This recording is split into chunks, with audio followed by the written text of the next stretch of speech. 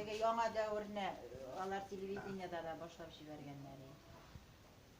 O televizyonda oturmuyor kadar. Evet, kulun arasında. Taşıttığını bana familiye. Kulun arasında değil mi? Bilemiyorum.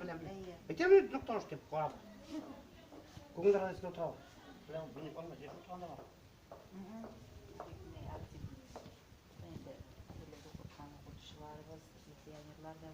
Benim sular matoşaklar da var ya. Hazırda yok motor var ya. Hazırda motor hanım.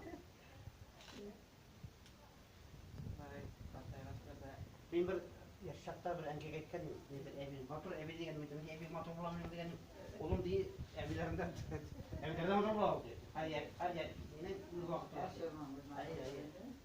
Ne kadar uzun babayım da. Motor deseler. Motor deseler. Bir de şemsiye deseler. Ben de öyle kuvvetler yok. Kıyılma kanalı. Her o prost dedik eniga. Size ne koyalım o. Tematika koyulma. Yok, bayağı bu tavuk yatmasınlar, israf olup yatmasınlar diye uğraştık koyulan evre. Yara bulgan evrenin oluşturup koyulur. Ben şu şkaflara paytan sallarırsa olsa.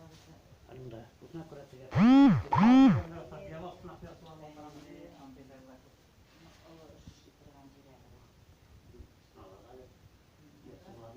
Parası